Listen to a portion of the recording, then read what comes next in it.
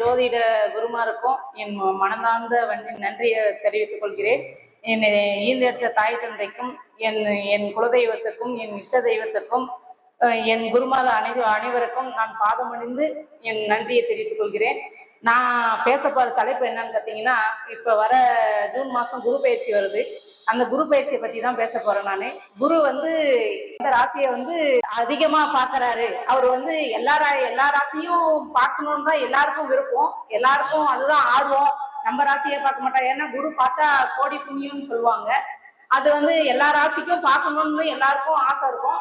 ஆனா இருந்தாலையும் அவர் பார்க்கிற வீடு அதிகமா அவர் ஊழிச்சு பார்க்கிற வீடு பாத்தீங்கன்னா 3 வீடு. குரு பயிற்சி பாத்தீங்கன்னா மிதுன ராசியில இருந்து கடக ராசிக்கு பயிற்சி ஆகிறார். பாத்தீங்கன்னா குரு பகவான் 12 வருடத்துக்கு ஒரு முறைதான் குரு பயிற்சி அடைகிறார். அப்ப கடக ராசியில அவர் திப்பலம் அடைகிறார். கடக ராசியில இருந்து அவர் 3 பார்வையை பார்க்கிறார். 3 பார்வை என்றால் 5ஆம் பார்வை, 7ஆம் பார்வை, 9ஆம் பார்வை. அந்த 3 பார்வையை பார்த்தீங்கன்னா 5ஆம் பார்வை விருச்சிக ராசி.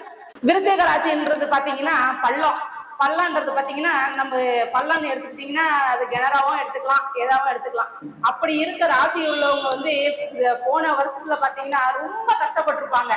என்ன பொருளாலேயோ இல்ல தொழிலாலேயோ பொருளாலேயோ குடும்பத்தாலேயோ எல்லா விதத்துல எந்த விதத்துல எவ்வளவு கஷ்டப்பட முடியுமோ அவ்வளவு கஷ்டத்தையும் அனுபவிச்சிருப்பாங்க. நீ எப்பா இந்த வாழ்க்கையே போதுண்டா சாமி, எனக்கு இந்த வாழ்க்கையே வேண்டான்ற அளவுக்கு துன்பப்பட்டிருப்பாங்க, துயரம் அடைஞ்சிருப்பாங்க. என்ன அந்த ராசிக்காரங்களுக்கெல்லாம் இப்ப குரு பகவான் அந்த பார்வையா விருச்சிக ராசியை பாக்குறாரு. அப்ப பார்க்கும் போது பாத்தீங்கன்னா இனி வரும் காலம், இனி வரும் அந்த ஜூன் மாசத்துக்கு அப்புறம் பாத்தீங்கன்னா எல்லாருக்குமே அந்த ராசி உள்ளவங்களுக்கு எல்லாத்துக்குமே எல்லா சிறப்பும் கிடைக்க போகுதுங்க. என்ன எல்லாம் தொழிலா இருக்கட்டும், திருமணமாகட்டும், குழந்தையாகட்டும், என்ன கல்வியா இருக்கட்டும், இல்ல விவசாயமா இருக்கட்டும், எல்லா விஷயத்திலையும் என்ன எடுக்கவே நாங்க இல்ல 5 ரேஞ்சுக்கு போயிடும்னா இல்ல, படிப்படியாக நாம பட்ட கஷ்டத்துல இருந்து கொஞ்சம் கொஞ்சமா மீண்டு வர்ற வாய்ப்பு இப்ப குரு பகவான் நம்ம பாக்குற பார்வையில இப்ப பார்க்க போறாரு. அவர் பாக்குறதுனால இனி உங்களுக்கு வரும் காலம் எல்லாமே கொஞ்சம்ன்றது என்னங்க, நீங்க தெய்வ வழிபாடு எடுத்துக்கிட்டீங்கன்னா உங்களுக்கு சிறப்பாவே அமையுங்க. என்ன ஏன் சொல்றேன்னா நீங்க விருச்சிக ராசி விருச்சிக ராசிகர் பாத்தீங்கன்னா எல்லா கஷ்டத்தையும் அனுபவிச்சு அந்த பள்ளம்ங்கிறது நாங்க மேல ஏறி வருவோம்னு நினைப்போம், மறுபடியும் பாத்தீங்கன்னா அதே இடத்துல அந்த பள்ளத்துலதான் இருப்போம். அப்ப இப்ப குரு பகவான் பாக்குறதுனால உங்களுக்கு இனி வரும் காலம் எல்லாமே சிறப்பமா பேரும் புகழோட இருக்கும். அப்ப நீங்க அதுக்கு என்ன பண்ணணும்னா உங்கள் மூதாதையை நீங்க வணங்கணும். என்ன உங்களுக்கு இன்னும் அந்த பலன் அதிகமா கிடைக்கணும் அப்படின்னு நினைச்சீங்கன்னா உங்க மூதாதைகளை வணங்கணும். 2வது உங்க குலதெய்வத்தை நீங்க நினைச்சீங்கன்னாவே உங்களுக்கு முழு கஷ்டங்கிறது பாதி கஷ்டமாகும். என்ன 2வது இது இந்த விருச்சிக ராசி பள்ளங்கிறதுனால பாதாள முருகனை போய் நீங்க வணங்குனீங்கன்னா உங்களுக்கு இருக்கிற கஷ்டம் எல்லாமே குறைஞ்சு இனி வரும் காலம் உங்களுக்கு சீரும் சிறப்பமா அமையுங்க. அடுத்த பார்வை பார்த்துக்கிட்டீங்கன்னா 7ஆம் வீடு மகர வீடு, மகர ராசி. மகர ராசிக்காரங்க இயல்பாவே பாத்தீங்கன்னா அவங்க ரொம்ப கஷ்டப்பட்டிருப்பாங்க. ரொம்ப அது என்ன சொல்றதுன்னா ரொம்ப அவங்க எல்லாம் உழைப்பாளிங்க.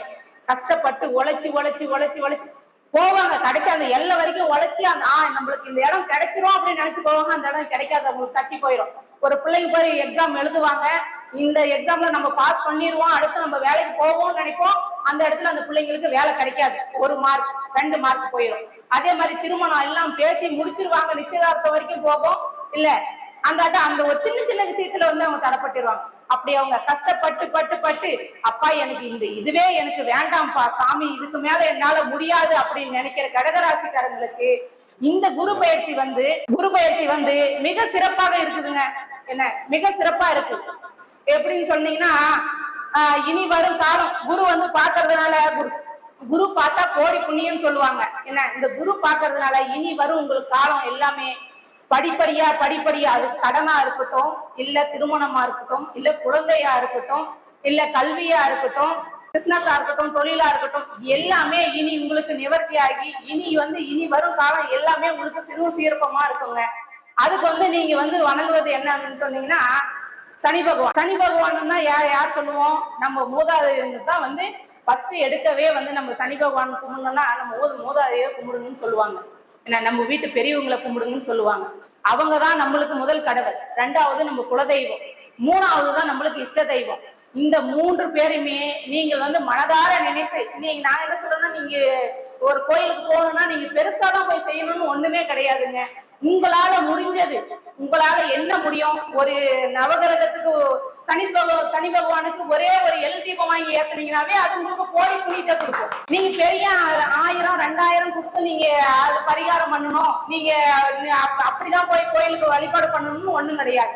நீங்க மனசார நினைச்சு, உங்க கஷ்டத்தை மனசுல நினைச்சு அந்த சனி பகவான் கிட்ட நின்று, அப்பா நாங்க இனி பட்ட கஷ்டம் எங்களுக்கு போதும், எங்களுக்கு இதுக்கு மேல எங்களால தாங்கறதுக்கு எங்களுக்கு சக்தி இல்ல, எங்க கஷ்டத்தை இனி நீங்க குறைச்சு கொடுங்க அப்படின்னு சொல்லி நீங்க ஒரு 5 ரூபாய் கொடுத்து ஒரு நெய் தீபம் வாங்கி எள்ளு தீபம் வாங்கி அவர் முன்னாடி ஏற்றி நீங்க மனசார வேண்டிட்டு வந்தீங்கன்னாவே உங்களோட கஷ்டம் வந்து படிப்படியா குறைந்து இந்த ஆண்டுல இருந்து நீங்க அடுத்த ஆண்டு நீங்க சீரும் சிறப்புமா வாழுவீங்க. சரிங்களா? அடுத்த ராசி பாத்தீங்கன்னா அடுத்த பார்வை வந்து 9ஆம் பார்வை மீனம். மீனம் பாத்தீங்கன்னா குரு பகவானோட வீடுங்களேங்க. என்ன குரு பகவான் வீடு, அவர் வீடு. அவரு என்ன சொல்றதுன்னா, நம்ம அடுத்த வீட்டுக்கு இருக்கிறதுக்கும் நம்ம வீட்டுக்கு இருக்கிறதுக்கும் எவ்வளவு வித்தியாசம் இருக்கும். நம்ம வீட்டுல இருந்தா நம்ம எவ்வளவு கெத்தா இருப்போம், அடுத்த வீட்டுல இருந்து கொஞ்சம் தயங்கி பாக்குறதுக்கு நம்ம வீட்டுல இருந்தா நம்ம எவ்வளவு கெத்தா இருப்போம். அப்ப நம்ம வீட்டுல இருக்கும் போது நம்மளுக்கு வீட்டுல உள்ள குறை நிறைய நம்மளுக்கு தெரியும். ஏன்னா நம்ம வீட்டுல இருந்து நம்ம பார்க்கும்போது நம்ம வீட்டுல எந்தெந்த இடத்துல குறை, அப்ப நம்ம குறை இருந்தா என்ன பண்ணுவோம், டக்குன்னு அதை நிவர்த்தி பண்ணிடுவோம். அப்ப இந்த மீன ராசிக்காரங்களுக்கு இனி இந்த வரும் இந்த குரு பயிற்சிக்கு அப்புறம் அவங்கதாங்க கிங்கு, அவங்கதான் கிங்கு. ஏன்னா இனி அவங்க நினைக்கிறது எல்லாமே சக்சஸ் தாங்க. அவங்க என்ன நினைச்சு காரியம் எடுத்து, ஆனா நான் ஒன்னே ஒரு பதவி மட்டும் சொல்லிக்கிறேங்க, எது எடுத்து நினைச்சாலையும் நம்மளோட முன்னோர்களை நினைக்கணும், நம்ம தாய் தந்தையே நினைக்கணும், நம்ம குலதெய்வத்தை நினைக்கணும். நம்ம தாய் தந்தை, நம்ம மூதாதையர், நம்ம குலதெய்வம், இதுக்கு அப்பாற்பட்டதான் எல்லா தெய்வமும். இந்த 3 பேரையும் நாம மனசார நம்ம நினைச்சு நம்ம பிரார்த்தனை பண்ணோம்னாவே நம்ம கஷ்டம் வந்து படிப்படியா குறைஞ்சிருங்க. அப்ப வந்து குரு பகவான் வந்து இப்ப மீனத்துல இருக்கும் போது என்னன்னா, அவர் வீட்டிலே இருக்கும் போதுன்னா அவர் இன்னும் அதிகமா அவர் வந்து ஸ்ட்ராங்கா இருக்காரு. ஸ்ட்ராங்கா இருக்காருன்னா ஒரு சின்ன கஷ்டம்னாலுமே, இப்ப நம்ம வீட்டுல இருக்கிறவங்களுக்கு ஒரு சின்ன கஷ்டம்னா நம்ம என்ன பண்ணுவோம், டக்குன்னு அவங்களுக்கு ஒரு உடம்பு முடியலன்னா என்ன பண்ணுவோம், உடனே ஹாஸ்பிட்டலுக்கு கூட்டு போவோம். அவங்களுக்கு ஏதாவது ஒண்ணு இல்லைன்னா டக்குன்னு வாங்கி கொடுப்போம். அந்த மாதிரிதாங்க இப்ப அவர் வீட்டிலேயே இருந்து அவர் பாக்குறதுனால அவருக்கு இனி அந்த மீன ராசி உள்ள எல்லா ராசிக்காரங்களுக்கும் இனி வந்து சிறப்பான வாழ்க்கை தாங்க. அது கல்யாணமா இருந்தாலும் சக்சஸ் தான், குழந்தையா இருந்தாலும் சக்சஸ் தான், வேலையா இருந்தாலும் சக்சஸ் தான். இப்ப ஏதாவது ஒரு தொழில் நடத்தணும், இல்ல விவசாயத்துல மகசூல் வரணும், எல்லாமே அவங்களுக்கு இனி சக்சஸ் தாங்க. அவங்க சக்சஸ் ஆகணும்னா ஃபர்ஸ்ட் அவங்க மூதாதையர்களை நினைக்கணும், ரெண்டாவது அவங்க தாய் தந்தையை நினைக்கணும், மூன்றாவது அவங்க குலதெய்வத்தை நினைக்கணும், நான்காவது அவங்க இஷ்ட தெய்வத்தை நினைக்கணும், ஐந்தாவது நம்ம குரு பகவானே. நம்மளுக்கு ஒருத்தவங்க ஒண்ணு செஞ்சு தராங்கன்னா அவங்கள என்ன பண்ணணும், நம்ம என்னைக்கும் அவங்க நன்றி மறவாம அவங்கள என்னைக்கும் நினைச்சிட்டு இருக்கணும். அதுதான் நம்மளுக்கு முக்கியம். அப்ப வந்து குரு பகவான் நம்மளை பார்க்கும் போது இனி மீன ராசிக்காரங்களுக்கு டாப்பு தாங்க இந்த வருஷம். இனி வரும் எனக்கு வாய்ப்பளித்த அனைத்து ஜோதிட சொந்தங்களுக்கும் நான் மனமார்ந்த நன்றியை தெரிவித்துக் கொள்கிறேன். என்ன சொல்றேன்னா, இந்த தர்மபுரி மாவட்ட ஜோதிட நல சங்கம் வந்து மேலும் மேலும் வளரணும்னு நான் ரொம்ப மனசார விரும்புறேன். இன்னைக்கு நாங்க வந்து ஒரு துளியா இருக்கோம், இனி வரும் ஆண்டுல நாங்க ஒரு துளி வந்து பெரு வெள்ளமா மாறுவோம், ஒரு துளி வந்து நாங்க பெரு வெள்ளமா மாறுவோம். இன்னைக்கு நாங்க ஒரு மரமா இருக்கோம், நாங்க இனி வரும் ஆண்டுல வந்து கோப்பா மாறுவோம். இது நாங்க அடிச்சு சொல்றோங்க, முடியும் எங்களால.